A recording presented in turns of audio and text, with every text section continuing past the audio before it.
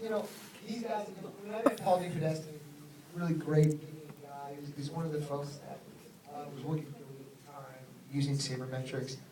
You know, this guy's a brilliant statistician and someone who could be making $1 billion in the stock market, not the stock market, which isn't as thriving of a business. Storks are not as common as you'd imagine. But I said to Paul one day in preparation, I said, why, you know, you could be a billionaire, you could have been a billionaire at 24, 25 years old. Why were you working in a small market team, making no money, living in a crappy apartment, being treated poorly at your job? And he said, I love baseball. And I realized when I was putting together this character, he loved baseball. He couldn't do anything else. And for me, I love film. And I got lucky and won the lottery, but I couldn't do anything else. There's nothing else I would ever want to do, my heart would ever allow me to do. And that was the connection I found between these two characters, which was between myself and this character, which was the way I feel about movies, the way this person feels about baseball.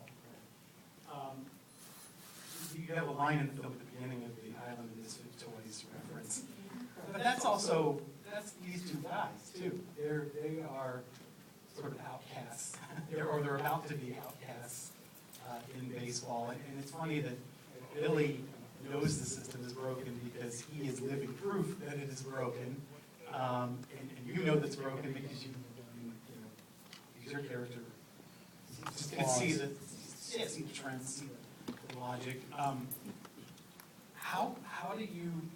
Are you a sports guy at all? Like, are you a baseball guy at all? I guess I should have started with that. You know, I don't know. I played Little League and went to games with my dad. But, you know, I'm a diehard basketball fan. I love basketball. But, yeah, basketball.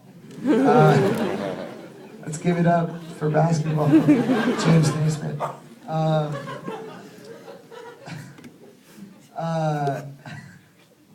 You guys are so kind. Laughs and applause. You know, I don't know.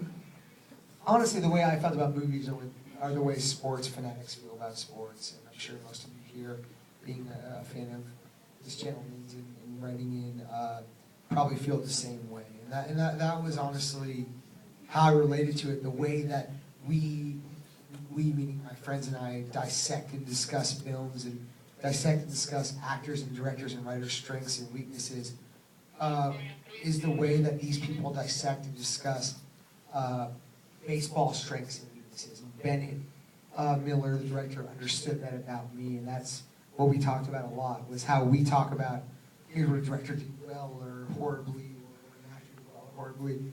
Here's what people do about baseball. This is exactly the same thing that these people do about baseball.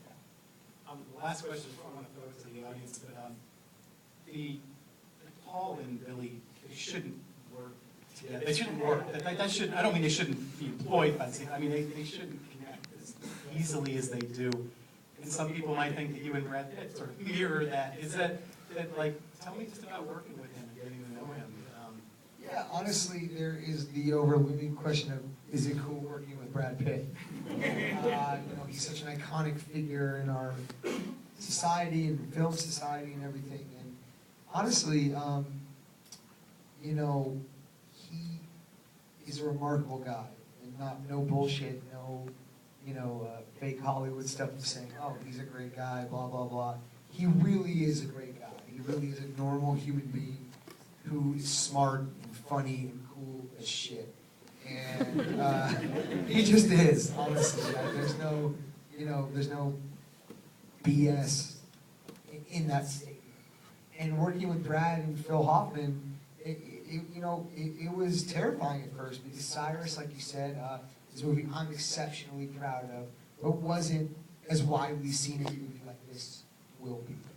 You know, so in that movie I was going toe-to-toe with John C. Reilly and Marissa Tomei, who are two of the greatest dramatic actors there are, and then this film going toe-to-toe with Brad and Philip Seymour Hoffman, it was the same kind of intimidation. And I honestly just think I just bragged about myself and have lost track where I am. I feel like a total douche. So, but honestly, Brad, he's a great guy, and he, you know, him and Bennett. I will say this: like I've had 4 definitive. You know, Peter Brand's a guy I really wanted to play, and hopefully a lot of people will relate to, and hopefully a lot of people in this room, because I feel like I, you know, am like a lot of you guys. I'm just a film fan who is interested in getting into this, and I've had, you know, Peter Brand, Billy Bean shines a light on Peter Brand and says you can go for what you're into. You're smart, you have cool ideas, and you can really go for something cool. And I'm gonna be the bazooka, and you can be the ammunition, and we're gonna burst through this wall, right? And I've been lucky to have 4 moments that were specific Billy Bean, Peter Brand moments in my life, and it's really fucking cool. It's really cool when someone does that. And if you want to hear those moments, I can tell you. Yeah, I was gonna say, you're talking about moments where people gave you a chance that maybe you didn't feel you earned yet, or just we're you know, Peter Brand's a guy who blends into the wall. He's a guy who does the busy work and number crunching, and never, you know, you don't really see a light shined on that guy, especially in movies. And for me, it was important to show that person in a movie, to play that kind of character. And for me, it was, first of all, it was Dustin Hoffman, who was the first person to shine a light on me and say, you should be an actor, and you should audition for this movie, I Heart Huckabees. In my first role, 2-3 lines. Don't do fucking wow. Second. Sure. You're now just clapping and everything. Yeah, thank you. It's a good movie. Yeah. The rest of them were great. But you know, it was Dustin. He said you should do this. And then obviously the biggest one would be the next one was a couple years later after dropping out of school and assuming I'd become really famous right away. And that didn't happen. But then meeting Judd Apatow and having Judd really be the main person, the Billy Bean figure in my life, just shine a light on me and say, I think you have something special, and I'm gonna, you need to have the courage to go forward with this, and I was lucky enough to have someone shine a light on me like that. And the next one being Mark and J. Duplass with Cyrus saying, we're going to be the first people to give you the opportunity to do something different and to show what you might be able to do.